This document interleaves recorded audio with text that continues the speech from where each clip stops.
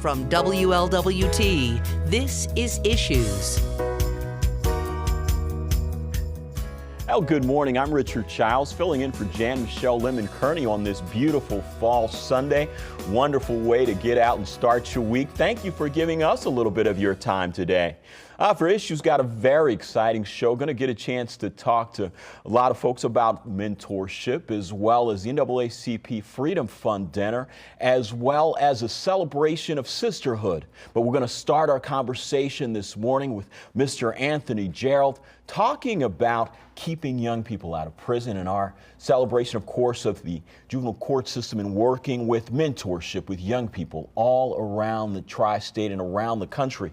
Mr. Jarrell, good morning. Welcome to Issues. Thank you for spending some time with us today. No problem. Good morning to you too, sir. Amazing program that you do. You, of course, been frontline soldier for a very long time. Yes, long time. And now, of course, making sure that next generation taken care of. That's been your ambition always with your work. Yes. It's a great opportunity to give back to the community. First of all, I want to thank my fraternity, Omega Psi Phi Fraternity Incorporated, and our national president, Antonio Knox, and Omega Life Membership Foundation, Mr. Kenneth Barnes, for giving me this opportunity to make our 30-year program now national, working with youth in Cincinnati, in Cleveland, and Columbus, now across the country. You know, you've been successful in working with our young people here in the tri-state, working with programs, of course, with DYS, mentorship, and that's the key. You know, we often say that the children are the future, yes, but you've lived that life. And yes. That's been your mission, and that's a continuing mission for you. Yes, we started in 1986 at Buckeye Prison in DYS in Columbus. And actually, this is our 30th anniversary come October 2017, which gives us 30 years working with youth in the state of Ohio. You've been on the front lines. The goal now, as it's always been, giving these young people some direction, some belief, some hope, sharing some love. Give them an opportunity to understand that you do matter. Our kids need to understand that mentoring matters. Also have role models that they probably never had before to overcome obstacles in our street, in our community, in our school system. So mentoring is very important. And today I'm talking about we need bodies, we need mentors, we need males, we need females, we need doctors and lawyers, businessmen like yourself, to understand that they need to see us shine in, not in the street, but in the studio, in the classroom. They need our help. What can we do? What can we do to be a part of this effort, and what needs to be done? Just support Omega Mentoring Youth by calling, let me know that you're interested in being a mentor, get trained, and get matched with a kid for 1 year. Getting matched with the young person for 1 year. This is both men and women, am I right? Yes, yeah, we're celebrating our 30th anniversary in October, and we're bringing out the new part of our program when it comes to young black females. So this is a new thing for us now, because they need help like the boys do too. So it's a collaboration of boys and girls now. You know, we're so quick to say with this new generation, this young generation, they are just, it's hopeless. Yes. But you've gone beyond that in saying they're not hopeless, they just need hope. They just need love. Okay. That's all they need. We all do, but they need it more than we do. They're lost, they've been broken families, separate from divorce, or just mothers having babies out of wedlock and fathers never around. The whole part of our program is to bring the family back together and show the kid that somebody loves you and cares for you, and we're going to walk with you through these obstacles and through this little life called youth to adulthood. You know, you talk about that journey from youth to adulthood. We all stumble, and I don't think sometimes we realize that the folks ahead of us may have stumbled and need somebody to help pick you up when you're down. Yeah, they do. To train as a mentor, is there something special I need to do, or am I ready as is? Can you take me as I am? Well, it all depends on what kid we serve. And Omega serves a broad range of kids. Kids incarcerated, kids in middle school and high school, kids with mental health, substance abuse, or even disabled. So it depends on what kids you want to work with and what field you want to be in. Training is anywhere between 8 to 10 hours. It's a real rigorous training, because you got to understand something. You have a life looking up to you now.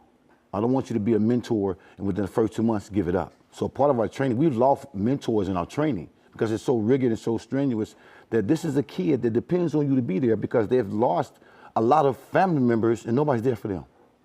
But there's some success stories. I mean, there's a lot of smiles that come out of this as well, yes, in impacting a young person's life. Yes. I have a kid named Jay Tolbert, He started with me in 1986 as a 14-year-old kid.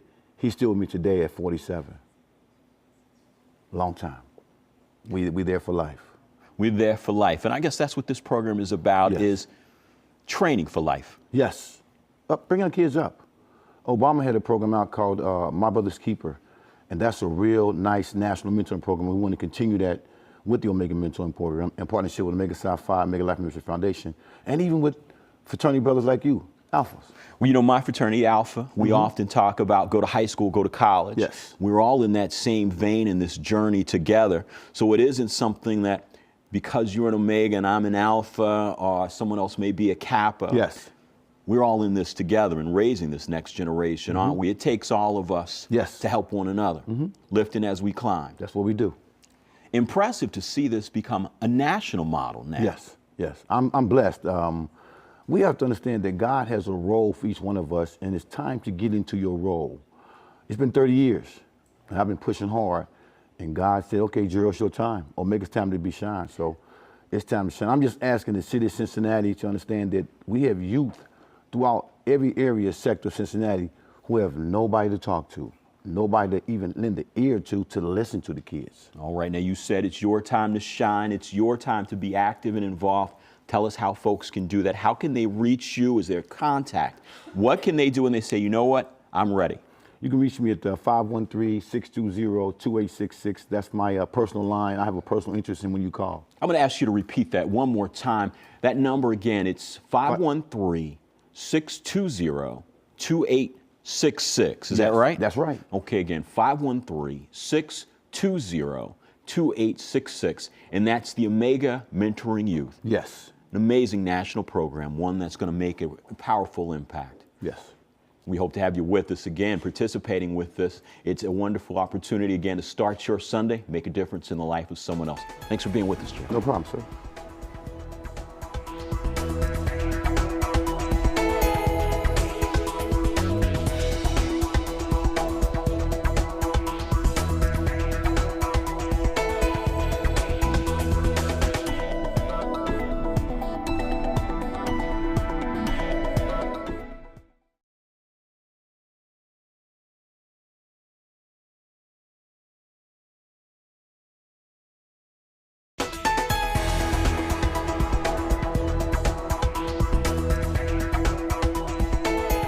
Welcome back with this beautiful Sunday morning. Thank you again for starting your day with us. Getting a chance to talk about a celebration of sisterhood with our guests this morning.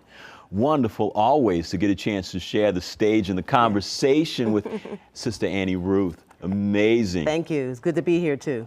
Blessing. And of course, Eileen Cooper-Reed. Yes. Wonderful to have you with us as well. Talking about Dada Rafiki. Yes. True celebration of sisterhood. It is. You know, first of all, I want to say that Dada Rafiki is Kiswahili. Okay. Dada means sister, and Rafiki means friend. So together, I created this wonderful celebration that honors sisterhood and the legacy of giving and serving called Dada Rafiki.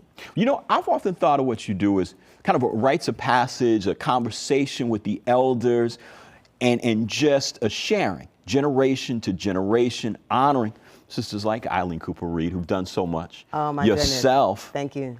You know, Dada Rafiki really is a building of bridges and a connecting of generations. And that's why, you know, I call her Mama Eileen, is here with me today, just to show that as women, we need to connect on so many levels, from pulling in our young women to the women, we'll say mid-range women, to and our elder Mama Eileen. So I honor women in a very unique way. We celebrate them through a beautiful celebration of spoken word, song, dance, and it's a multicultural celebration. It has an Afrocentric perspective because as a Black woman, that's something I'm very proud of, unapologetically.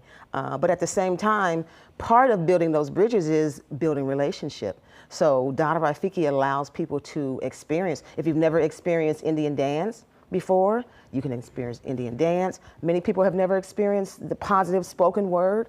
And then the great thing about this year too is it's really a merging of collaborative efforts. Like the dancer that is featured this year is Stafford Berry, who is the 2017 Taft Museum Duncanson Artist in Residence.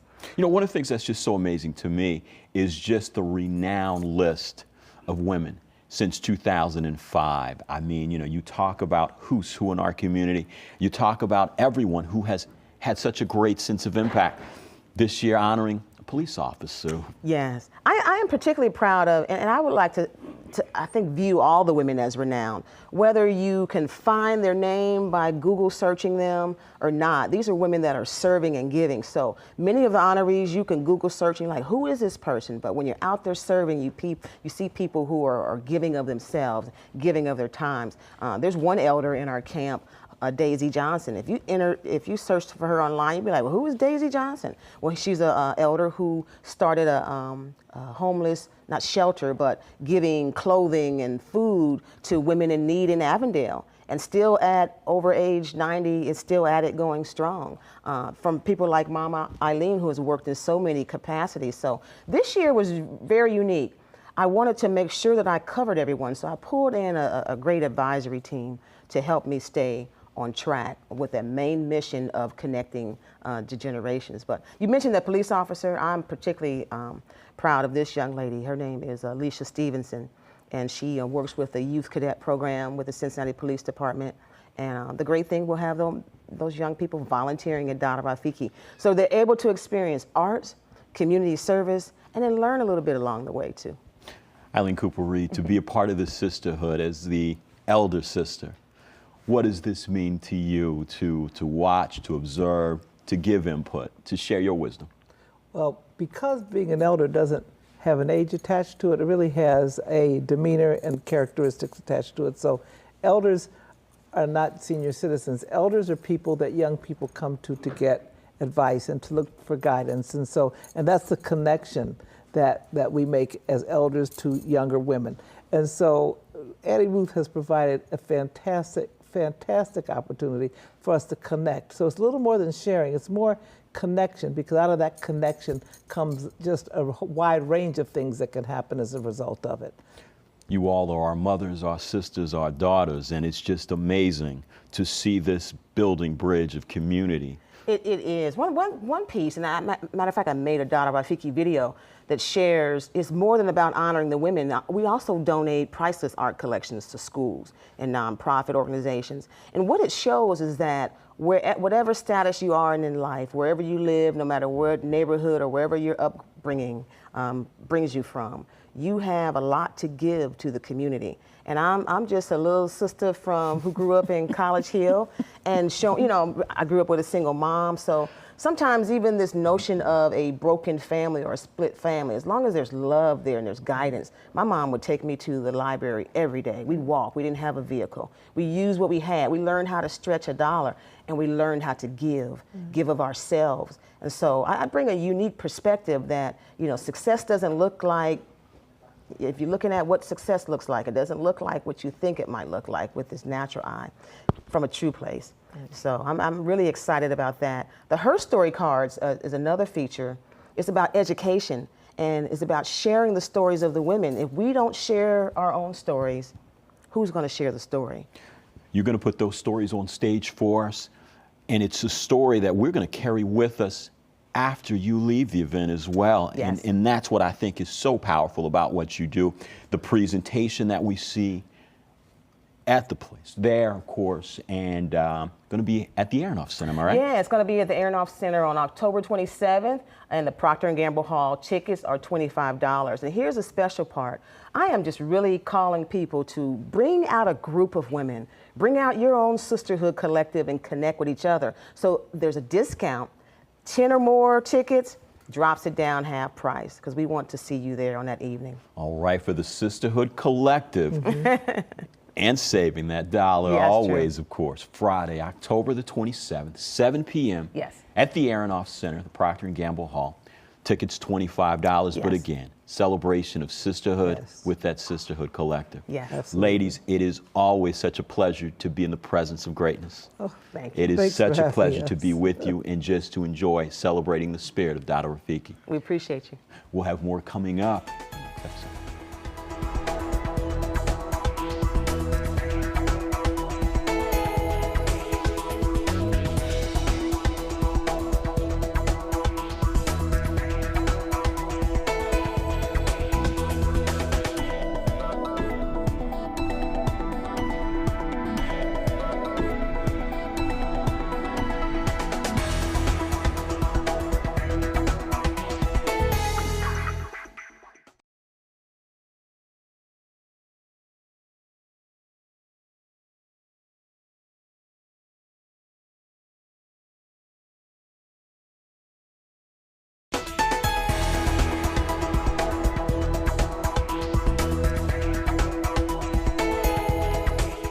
And good morning again. Welcome back to Issues. Such a pleasure to have you with us on a beautiful, beautiful fall Sunday morning.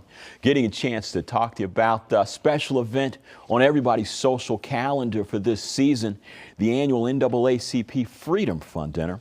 Joining me this morning, President of the NAACP, Mr. Rob Richardson, and Chairwoman this year's event, of course, Dr. Hamler. Pleasure to see you both. Thank you so much for making time for us this morning. Well, I'm actually the co-chair. Co-chair. One of three. Absolutely. Don't want to exclude, of course, Ms. Betty Hinton, who's watching, I'm sure. Absolutely. Yes. Wonderful, wonderful celebration you have planned for us, of course, with the Freedom Fund Dinner.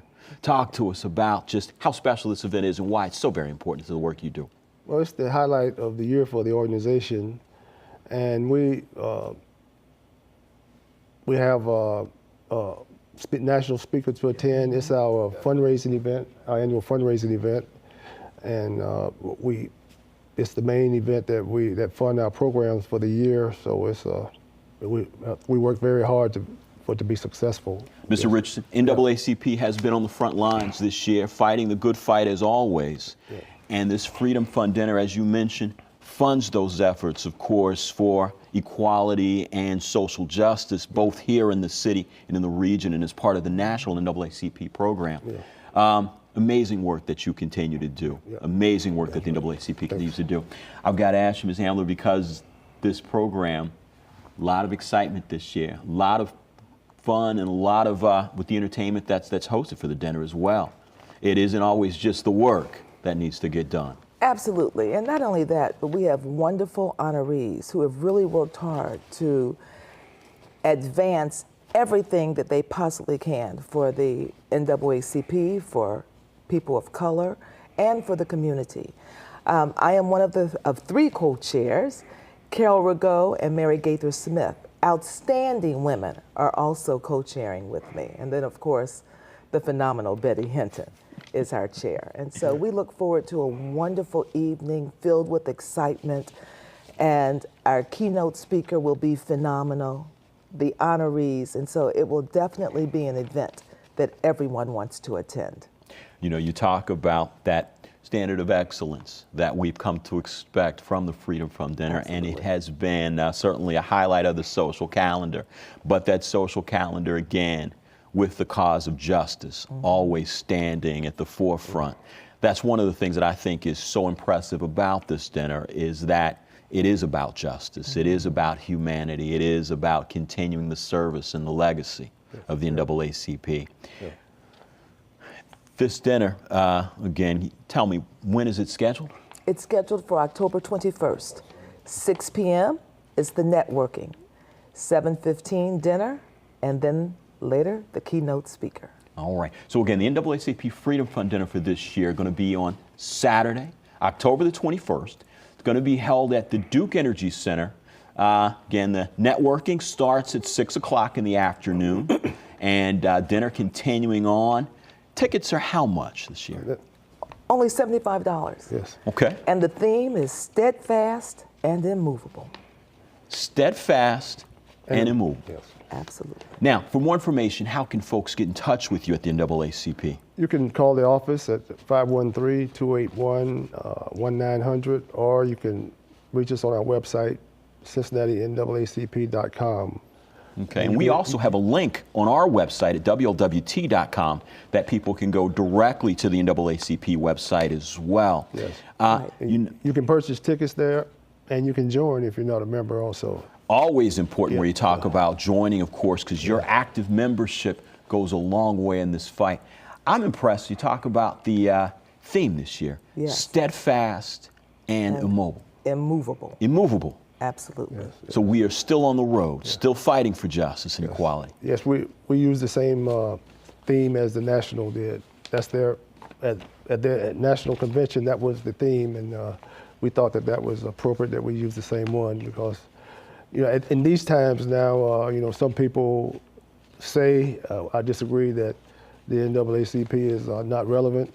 But as you can see, the way things are going in the country and the tone of a lot of people, the NAACP is needed more than ever now, as much as it ever was. And so we are still here, we're growing, and we're going to fight the fight you know, we're at the dinner. Also, I need to mention that our speaker is going to be Joe Madison, the Black Eagle, who's has a national show on Urban View every morning, and we look forward to him being here. And we also, at these dinners, we give out awards to individuals. We have 7 different awards we're giving to different individuals, but in different categories. So it's going to be a good time and some good people that we're honoring. Always a great time, always amazing honorees who are making a difference in our community. I'm going to ask you for the particulars one more time because we want to make sure that folks at home can make sure that they, one, can go to our website at WLWT.com to connect as well. But again, Freedom Fund Dinner, Saturday, October the 21st, 6 p.m., Duke Energy Convention Center. Tickets only $75. More information, you can contact the NAACP directly at 513-281-1900. And may I also add? Always. Clyde Gray is the master of ceremonies. And so we know everyone wants to come and hear him. Always glad to have Clyde Gray with us. Hey, may I say one more thing, too? We are 102 years old, too. Our branch has been around that long. There's not many organizations that's that old. 102 years old, always on the battlefield, steadfast and immovable. We'll be right back.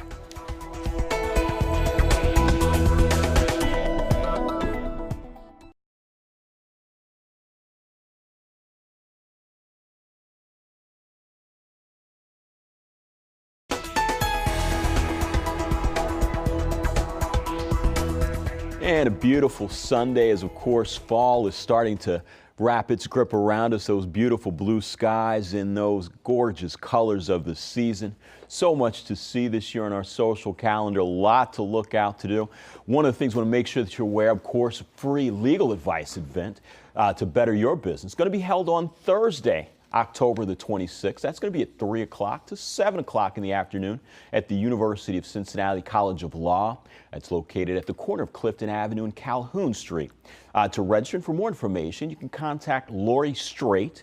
Lori's number is at 513-556-0117. Also, the Jekyll and Hyde the musical, the run-through is going to be on Saturday, October the 21st. The Stained Glass Theater at 8th and York Street, Newport, Kentucky. For more information and tickets, call 859-652-3849. As well, the 9th annual Black and White Cancer Survivors Gala. That's going to be held on Saturday, November the 4th, 5:30 in the evening at the Duke Energy Convention Center. Tickets $70. For more information, 513-585. Wonderful day. Thank you so much for spending part of your time with us.